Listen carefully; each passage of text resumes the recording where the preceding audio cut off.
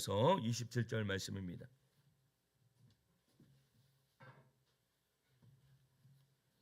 요한복음 19장 25절에서 27절 말씀까지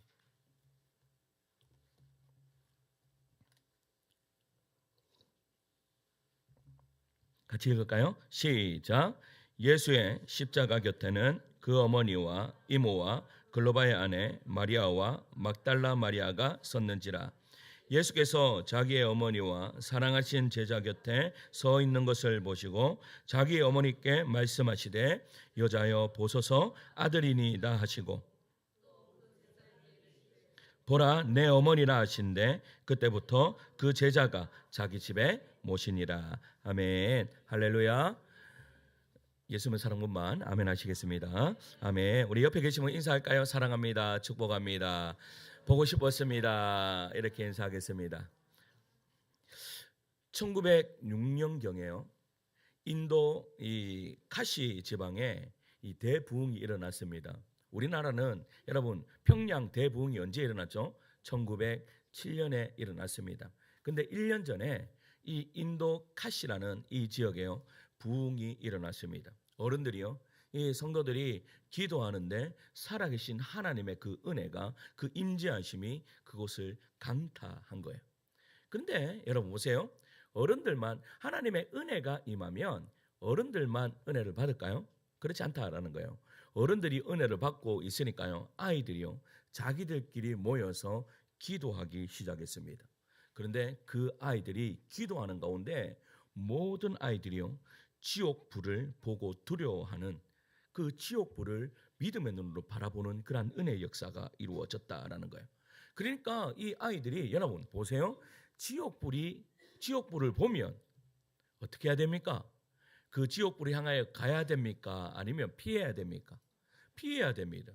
그런데 이 아이들이 어떤 생각을 했는가 하면 예수께로 피하면 우리가 그 지옥불에서 살아날 수 있겠구나라는 그러한 자각이 일어나게 된 거예요. 그러니까 아이들이 이 커다란 영적 가만을 경험을 느끼니까 그때부터 울음이 터져나기 시작했다라는 사실입니다. 울음이 그쳐지지가 않는 거예요.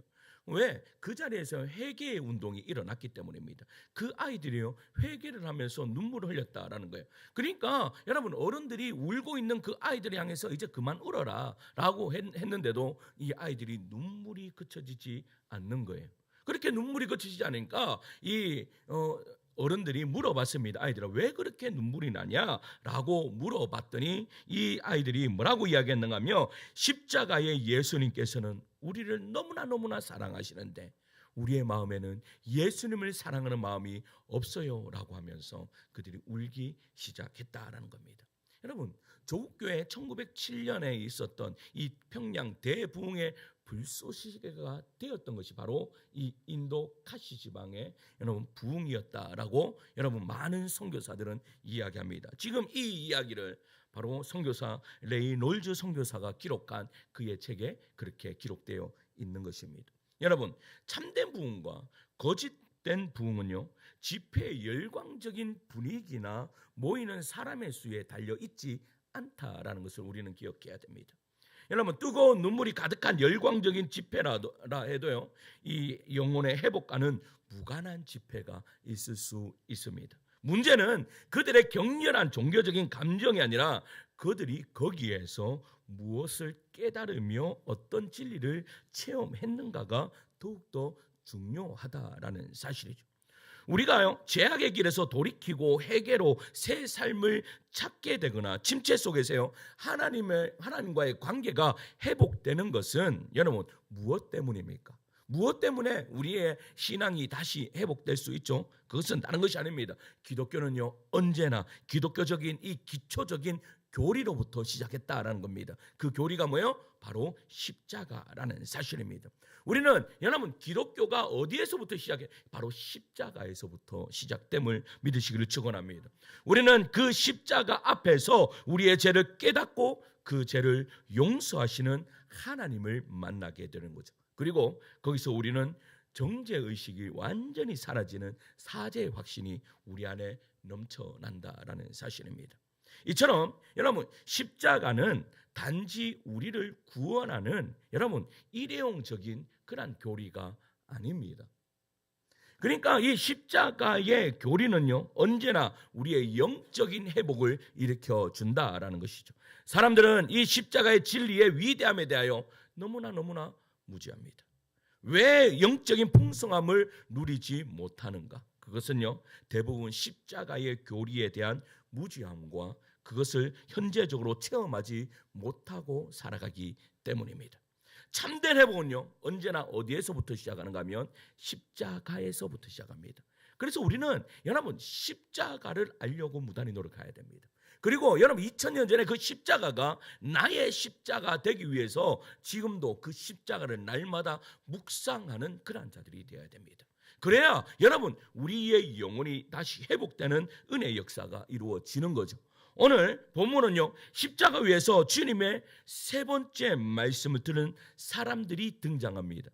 바로 십자가 아래에 있었던 여인들과 제자 요한입니다. 우리는 이 장면에서요, 주님의 사랑과 회복 그리고 새로운 사명에 대해서 살펴보게 될 것입니다. 첫째는요, 여러분, 첫째는 한번 따라할까요? 사랑이 시킨 자리, 십자가 아래에 서다. 다시 한번 더 따라할까요? 사랑이 시킨 자리, 십자가 아래에 서다.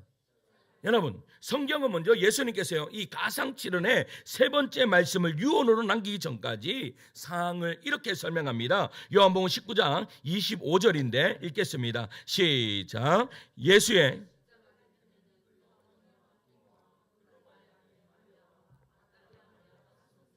아멘. 여러분, 이들이 주님께서 달리신 십자가 곁에 있게 된 경위에 대해서요, 성경은 이렇게 말씀하고 있는데 누가복음 23장 26절에서 27절이에요. 앞에 보시고 읽습니다. 누가복음 23장 26, 27절이에요. 읽습니다. 시작. 그들이 예수를 끌고 갈 때에 시몬이라는 구레네 사람이 그에게 십자가를 지워 예수를 따르게 하더라. 또 백성과 및 그를 위하여 여러분, 그 십자가를 따라가는 여러분 십자가를 지고 따르는 사람들이 두 무리가 있습니다. 첫 번째는 어떤 사람이죠? 백성이라고 이야기합니다. 두 번째는 어떤 사람이에요? 가슴을 치며 슬피 우는 여자들이라고 이렇게 이야기하고 있습니다. 성경은 여러분 백성이라고 지칭된 사람들의 정체가 무엇인지를 여러분 누가복음 23장 35절에 이렇게 밝히고 있는데 뭐라고 이야기하는가 하면 한번 읽을까요? 시작. 이에 예수께서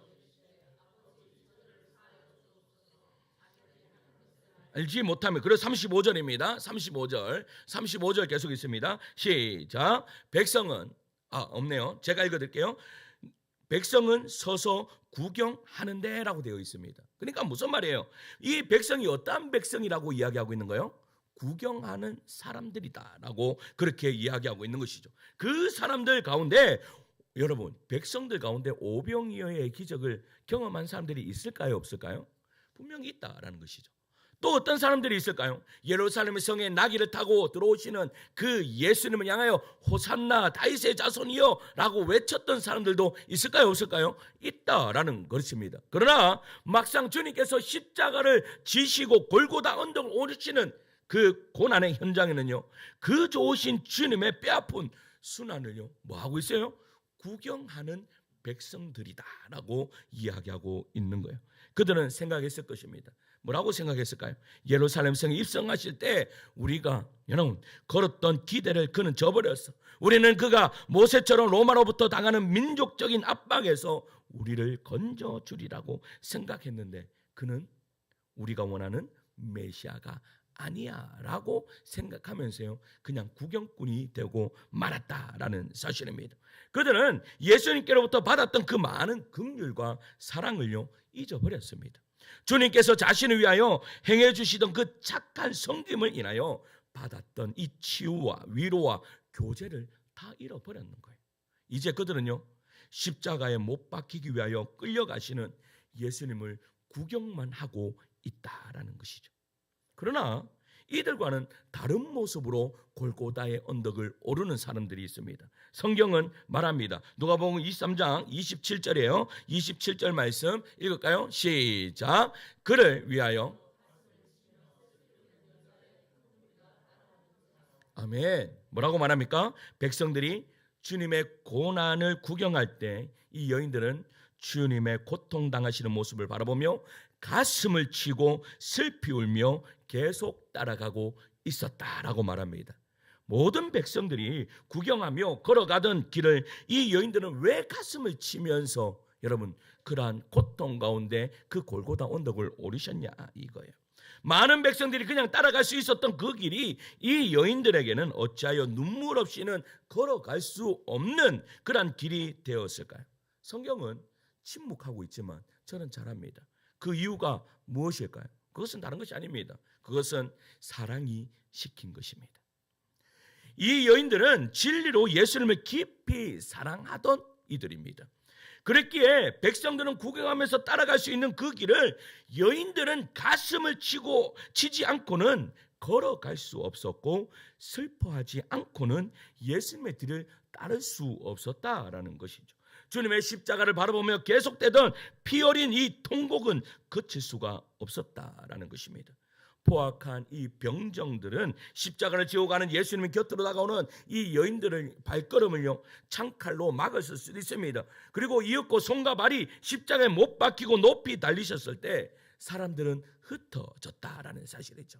그런데 사람들이 흩어졌을 때 이 여인들은 어떻게 했습니까? 더 가까이 십자가 아래로 걸어갔다라는 사실입니다.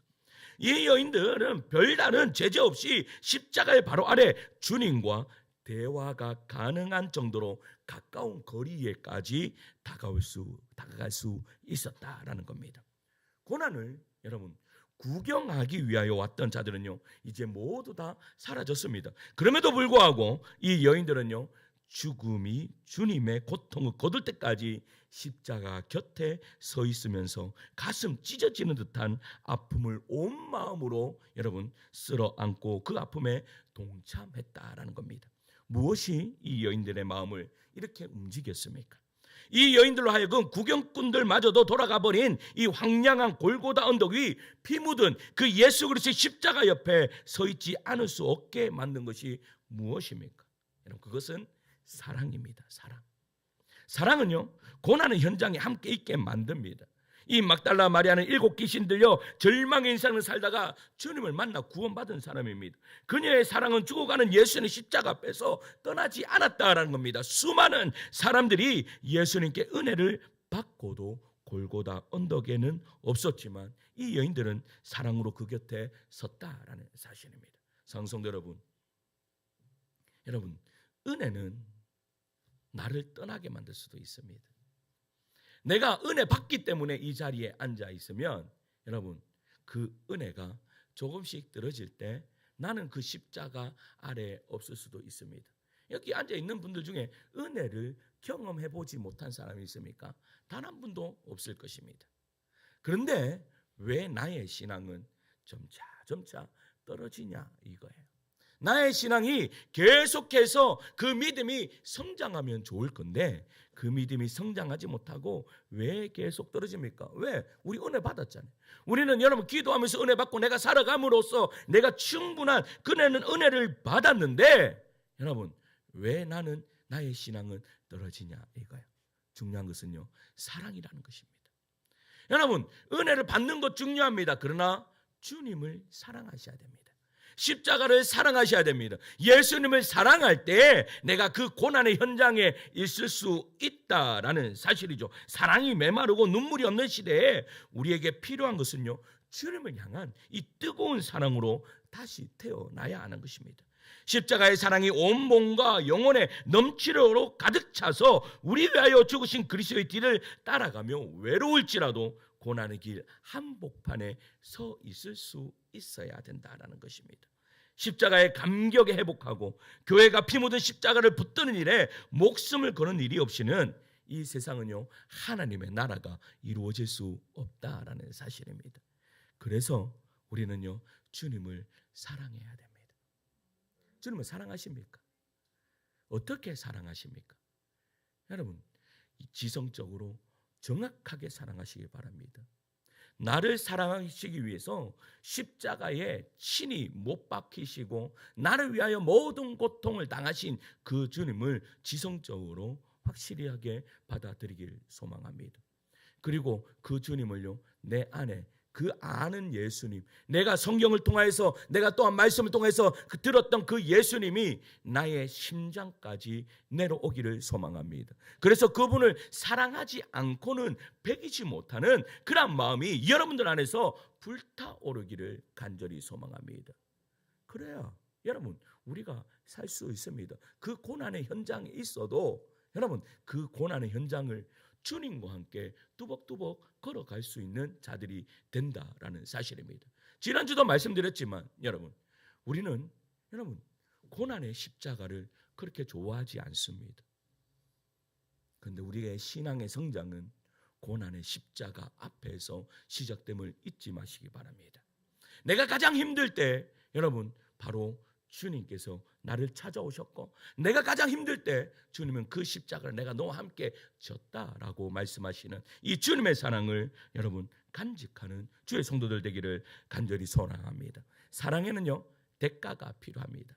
사랑에는 대가가 필요합니다. 대가 없는 사랑은 없습니다.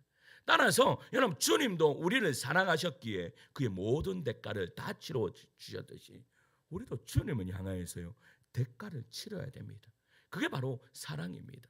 제가 예전에 보니까 좋아하는 사람 생기니까요, 여기서 여수까지 가는 것도 별반 힘들지 않습니다. 근데요, 사랑하지 않으면 여기에서 시집까지 가는 것도 힘듭니다. 아침에 보세요. 내가 사랑하면 아침 새벽 꼭두새벽부터 4시에 일어나는 것도 전혀 힘들지 않은데, 내가 사랑하지 않으면 아침 9시도 너무나 버거운 시간이 되고 만다라는 사실입니다. 우리 주님을 사랑하는 마음이 어떠하셔야 되겠습니까? 정말로 주님을 사랑해서 그 주님을 사랑하는 마음으로 이 자리에 앉아있는 주의 성도들 되기를 소망합니다. 둘째는요, 실패한 자를 부르시는 음성, 회복의 십자가입니다. 실패한 자를 부르시는 음성, 바로 이 회복의 은혜가 십자가는요, 우리를 회복시킵니다. 십자가 아래에 제자 한 사람이 있었습니다. 사랑받던 제자 요한입니다. 하지만 그도 다른 제자들처럼 도망쳤을까요? 도망치지 않았을까요? 십자가가 어떻게 해요? 십자가를 서는 그 순간에 이 요한도 도망쳤을까요? 도망치지 않았을까요? 도망쳤다라는 사실입니다. 마태복음 26장 56절을 보면 이에 제자들이 다 예수를 버리고 도망하니라 라고 그렇게 말씀합니다. 요한도 도망자였습니다. 그런데 중요한 것은 그러나 그는 다시 돌아왔다라는 사실입니다. 도망갔던 이 요한이 지금 어떻게 십자가 아래에 서 있습니까? 베드로를 비롯한 모든 제자들과 함께 예수님을 버리고 도망갔던 요한이 어떻게 해서 그 십자가 아래에 서 있냐 이 말이에요. 근데 중요한 것은 돌아온 것이에요. 주님께서 십자가에서 운명하시기 전에 말입니다. 다른 제자들은요, 모두 두려워서 어딘가에 숨어 있었습니다. 그러나 요한은 다른 제자들보다 먼저 그 십자가 앞에 나와 회개했다는 겁니다.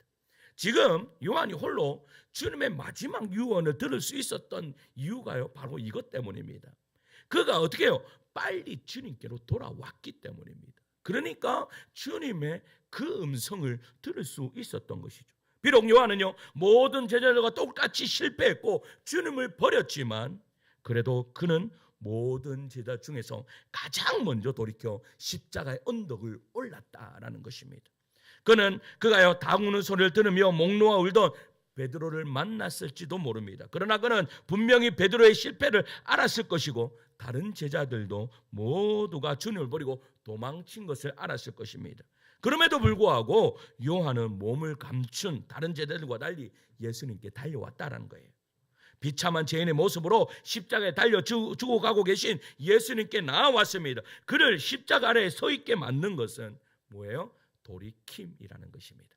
우리들도 마찬가지입니다. 여러분, 인간은 연약한 존재들입니다. 그런데 중요한 것은 그런 연약한 존재들이 가장 주님 앞에 빨리 돌아올 때에 회복이 빠르다라는 것입니다. 요한은 생각했습니다. 여러분, 주님께서 어떻게 되셨을까? 그분이 십자가에 달리시는데 내가 어찌 내 목숨을 아끼려고 몰래 숨어 있을 수 있는가? 주님께서 나를 어떻게 사랑하셨는지 나는 돌아가리라 하면서 그 언덕을 올랐다라는 것이죠. 아마도 요한은요, 이미 예수님을 십자가에 못 박고 언덕 아래로 내려오는 무리들을 비집으며 눈물 흘리며 그 골고다 언덕을 올랐을 것입니다. 그러나 그렇게 예수님 곁으로 돌아왔는데 그가 할 수 있었던 것이 뭐겠어요? 예수님을 그 십자가에서 내릴 수 있었겠습니까? 아닙니다. 요한이 할 수 있었던 것은 채 고개도 들지 못하고 그냥 그 십자가 아래에 고개를 숙이고 묵묵히 울고 있었을 뿐이 없었던 것이죠. 자신이 살기 위해 죽어가시는 주님을 버렸다라는 그 죄책, 여러분 그 아픔 속에서 그냥 눈물만 뚝뚝 흘리고 있었다는 거예요.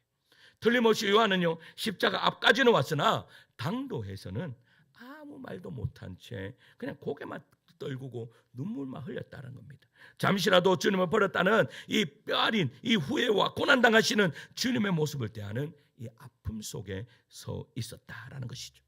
십자가 아래 그렇게 고개를 숙이고 서 있는 동안 주님의 침묵이요, 그에게 얼마나 견디기 힘든 것이었을까요? 여러분, 우리도 마찬가지잖아요. 어떤 아이가요, 잘못해서 부모님한테 왔어요. 근데 부모님이 아무 말도 안 해요. 그러면 그 아이가요, 그 앞에 섰을 때 어떻게 서 있습니까?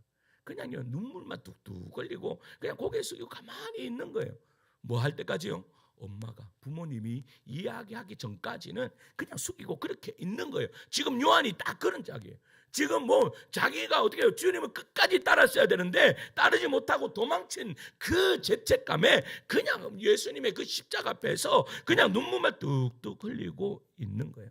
그런 침묵 가운데 우리 주님께서 말씀하시죠. 요한복음 19장 27절이에요. 27절을 읽습니다. 시작. 또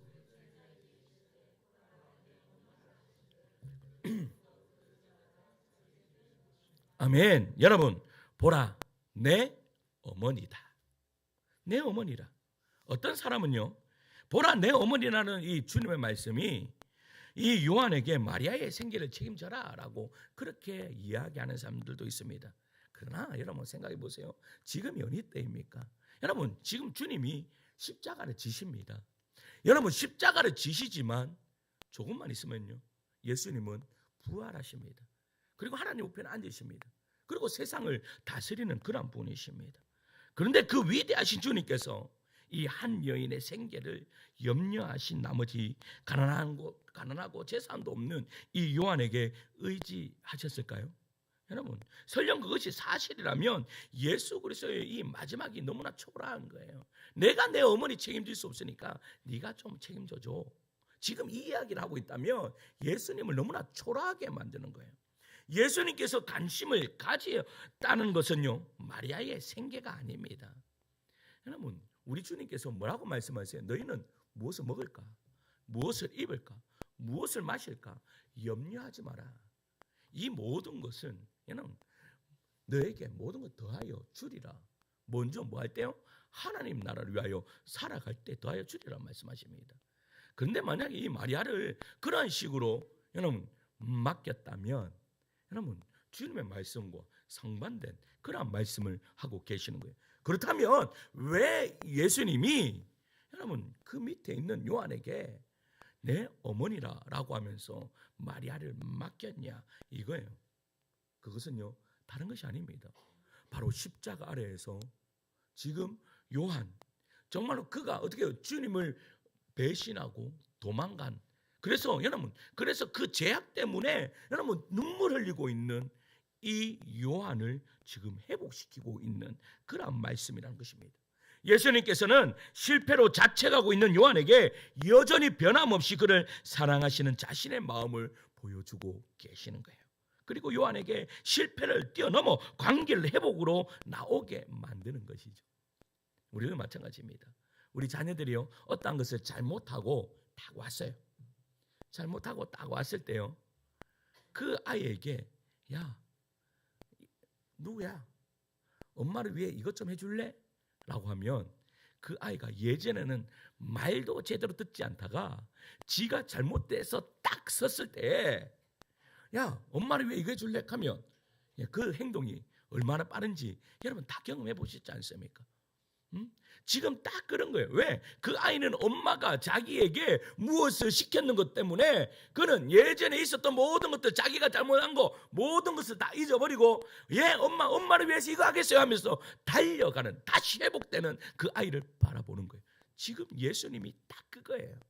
요한에게 지금 어떻게 해요? 잘못하고 어떻게 해요? 쓰러지고 넘어져 있는 이 요한에게 다시 어떻게 내 어머니라고 말씀하면서 어떻게 해요? 일어나라 라고 그렇게 말씀하고 계신 거죠.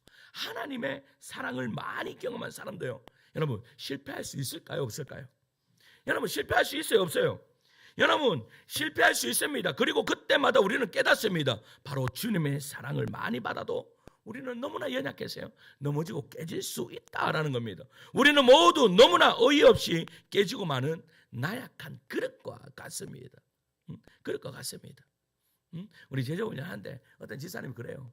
내가 성령 충만해서 살아가는데 이 회사에서 연락 와가지고 내가 나도 모르게 막 가면, 여러분 그렇게 하고 나면 마음에 가책이 느껴집니까? 안 느껴집니까? 느껴집니다.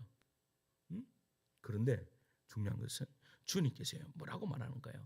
그렇게 연약한 존재이다. 너희들은 그렇게 연약한 존재야. 그러나 그 연약한 존재도 주님 앞에 나오면, 십자가 아래에 서면 어떻게 된다? 회복될 수 있다라는 것을 우리에게 말씀해 주고 계신다라는 것이죠. 주님의 사랑을 많이 받은 사람이 넘어지는 일 없이 더욱 하나님만을 사랑하면 얼마나 좋겠습니까? 주님의 은혜를 배신으로 갚는 사람이 아무도 없다면 얼마나 좋겠습니까? 누구나 그러한 삶을 꿈꾸지만 사람들은요 너무나 쉽게 무너집니다. 적게 사랑받은 사람은 가볍게 무너지고 큰 사랑을 받은 사람은 크게 무너집니다. 요한이 그랬듯이 우리 역시 큰 사랑을 받음에도 불구하고 주님만을 사랑하는 일에 실패할 수 있습니다. 체험이 많은 사람도 쓰러질 수 있고 말씀을 많이 아는 사람들도 넘어질 수 있습니다. 오랜 세월 열심으로 하나님만을 위하여 살아온 사람들도 할지라도 때로는 넘어질 수 있습니다. 그래서 우리는 주님의 도우심 없이는 살아갈 수 없는 존재입니다. 그래서요 찬송가 214장에 이 214장을 쓴 이 해밀턴이라는 사람은요 이렇게 고백합니다. 내 힘과 결심 약하여 늘 깨어지기 쉬우니 주 이름으로 구원해 날 받아주소서. 내 모습 이대로 주 받아주소서. 날 위해 돌아가신 주 날 받아주소서. 뭐라고 말하고 있어요? 내 힘이 결심 약하나 늘 깨어지기 쉽다라고. 그러나 주님 나를 받아달라고 그렇게 이야기하고 있는 것입니다. 실패하지 않는 인생은 없어요. 넘어지지 않는 신앙도 없습니다. 문제는 실패 그 자체가 아니라 실패하였을 때에 이렇게 돌이켜 골고다 언덕으로 달려가 십자가 앞에서 머리를 숙일 수 있는 용기와 참회가 너무나 중요하다라는 사실입니다. 요한을 보십시오. 그는 비록 실패하였지만 골고다 언덕으로 달려왔습니다. 그리고 십자가 앞에 나와왔습니다. 거기서 그는 자기가 버리고 간 예수께서 십자가에 달리신 것을 보았습니다. 여러분, 예수님과 요한 사이에 한참 동안 침묵이 흘렀죠. 십자가 아래로 달려왔지만 자신을 향하여 아무 말씀도 하지 않으시는 예수 그리스도의 발 아래에서 요한은 가슴을 졸리며 참회의 눈물을 흘렸다라는 겁니다. 사랑하는 성도 여러분, 이러한 요한의 모습 속에서 우리가 무엇을 배울 수 있습니까?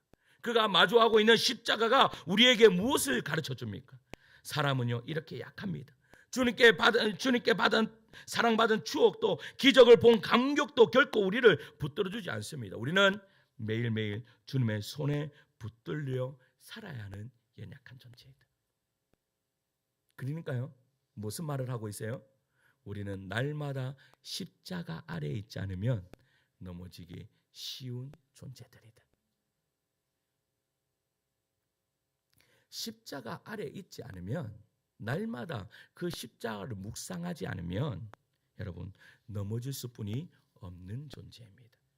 그래서 주님께서 지금 가상치론을 통하여서 요한에게 말씀하시고자 하는 것이 무엇입니까? 요한아, 네가 십자가 아래에 있지 않는 한 너도 넘어질 수 있는 존재이다. 여러분 요한이 어떠한 사람입니까? 예수님을 너무나 사랑했던 사람입니다. 예수님 곁에 꼭 붙어 있었던 사람입니다. 그런데도 그도 넘어질 수 있다. 언제요? 십자가 십자가에서 도망갈 때에 그러한 일이 벌어집니다. 성도 여러분, 예수님을 붙드십시오. 십자가를 딱 붙드십시오. 여러분, 내가 실패했다고 그냥 멈추지 말고 실패해서도 다시 주님 앞으로 뛰어갈 수 있는, 십자가 아래로 뛰어갈 수 있는 주의 사랑하는 성도들 되시기를 축원합니다. 셋째는요, 새로운 가족, 십자가 공동체의 시작입니다. 그러니까 주님께서는요, 어머니 마리아에게 요한을 이렇게 소개합니다. 보소서 아들입니다. 그러면서 주님께서 요한에게 마리아를 어떻게 소개합니까? 내 어머니이다 라고 그렇게 소개합니다. 이것은 그리스도 예수 안에서요, 새롭게 이루어지는 가족 관계를 보여주기 위한 말씀이다라는 겁니다. 교회에 나와서 함께 은혜를 받고 믿음 생활을 하는 형제자매가 자기의 혈육보다 더 여러분 사랑스럽게 느껴질 때가 있습니까? 없습니까? 여러분, 우리는요, 어떤 보면 내 친척보다, 내 부모님보다, 내 가족들보다 더 자주 봅니다. 어떤 분들은요, 매일 새벽마다 봅니다. 어떻게 보면요, 내가 우리 이 교회 안에서는 어떻게요, 우리 성도들한테 이렇게 잘하는데 내 부모에게, 내 형제자매에게는 왜 이렇게 하지? 라고 생각하면서요, 어떻게 해요? 가책을 받기도 합니다. 그러나 주님의 유언을 통해 또 다른 진리를 발견하죠. 그것이 무엇입니까? 십자가는 새로운 가족을 만들어준다라는 사실입니다.